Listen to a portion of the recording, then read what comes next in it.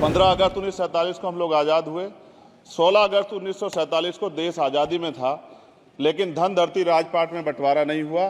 जो साधन संसाधन थे उनमें बंटवारा सही रूप से न होने के कारण एक बहुत बड़ी आबादी सुविधाओं से वंचित और सम्मान से वंचित रह गई।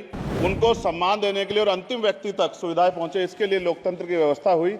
लेकिन आज़ादी के 70 साल बाद भी हम कहाँ खड़े हैं, इस पर ये चिंता का विषय है। मैं मानता हूं कि सामाजिक न्याय तभी होगा माननीय सभापति जी, जब जातीय जनगणना पूरी होगी और जातीय जनगणना कराई जाएगी। दुनिया में सबसे उत्तम शहर हमारे यहाँ बने, लेकिन माननीय सभापति जी 70% आबादी तो गांव में निवास करती है, तो गांव की आबादी के बारे में भी सोचना होगा कि उनका जीवन कैसे बदले।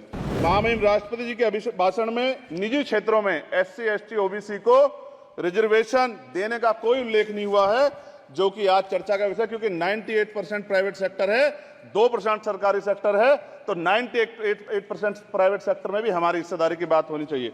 अग्निवीर योजना को हटाकर पुनः सेना भर्ती शुरू की जाए और साथ साथ भारत की सबसे प्राचीन व बहादुर रेजिमेंट में से एक चमार रेजिमेंट को पुनः बहाल करा जाए। 15 अगस्त 1947 को ये देश अंग्रेजों के अधीन था। 15 अगस्त 1947 को हम लोग आज़ाद हुए। 16 अगस्त 1947 को देश आज़ादी में था, लेकिन धन धरती राजपाट में बंटवारा नहीं हुआ। जो साधन संसाधन थे उनमें बंटवारा सही रूप से न होने के कारण एक बहुत बड़ी आबादी सुविधाओं से वंचित और सम्मान से वंचित रह गई। उनको सम्मान देने के लिए और अंतिम व्यक्ति तक सुविधाएं पहुंचे, इसके लिए लोकतंत्र की व्यवस्था हुई। लेकिन आज़ादी के 70 साल बाद भी हम कहाँ खड़े हैं, इस पर ये चिंता का विषय है। मैं मानता हूं कि सामाजिक न्याय तभी होगा माननीय सभापति जी, जब जातीय जनगणना पूरी होगी और जातीय जनगणना कराई जाएगी और साथ साथ संख्या के आधार पर आरक्षण जो है वंचित वर्गों का बढ़ाया जाएगा। उसके साथ साथ जब राष्ट्रपति जी अभिभाषण पर बात रख रही थी तो उन्होंने शहरी और ग्रामीण क्षेत्रों के विकास की बात कही और ये भी कहा कि दुनिया में सबसे उत्तम शहर हमारे यहाँ बने। लेकिन माननीय सभापति जी 70% आबादी तो गांव में निवास करती है, तो गांव की आबादी के बारे में भी सोचना होगा कि उनका जीवन कैसे बदले। माननीय सभापति जी, उच्च शैक्षणिक संस्थानों में बहुजन समाज के जो छात्र हैं उनके साथ कास्ट एट्रोसिटी हो रही है, निरंतर उनकी हत्या हो रही है। साथ साथ जो सरकारी कर्मचारी हैं दफ्तरों में, उनके साथ भी जो SC, ST, OBC और मुस्लिम और अन्य धार्मिक अल्पसंख्यक उनके साथ भी माननीय सभापति जी जातिगत और धार्मिक जो है शोषण किया जा रहा है।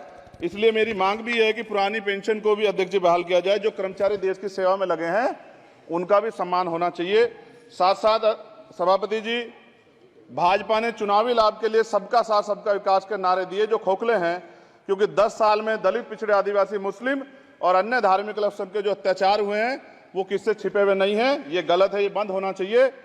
सभापति महोदय जी, महामहिम राष्ट्रपति जी के भाषण में निजी क्षेत्रों में SC, ST, OBC को रिजर्वेशन देने का कोई उल्लेख नहीं हुआ है, जो कि आज चर्चा का विषय, क्योंकि 98% प्राइवेट सेक्टर है, 2% सरकारी सेक्टर है, तो 98% प्राइवेट सेक्टर में भी हमारी हिस्सेदारी की बात होनी चाहिए।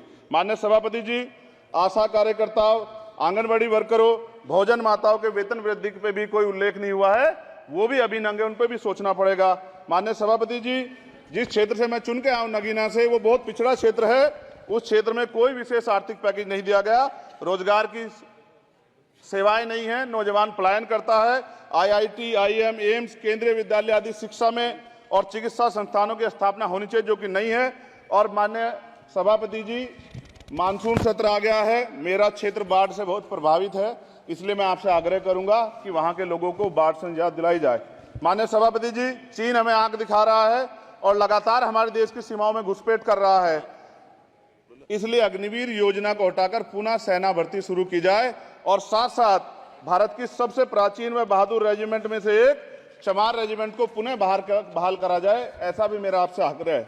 माननीय सभापति जी, पिछले सारे प्रधानमंत्रियों ने मिलकर जितना कर्ज लिया है उससे दुगना कर्ज हमारे वर्तमान के प्रधानमंत्री जी ने लिया है। किसान अगर अपना कर्ज माफ कराने के लिए जाता है तो लाठी झेलनी पड़ती है, जबकि सरकार ने धन्ना सेठों का 15 लाख करोड़ रुपया माफ किया है।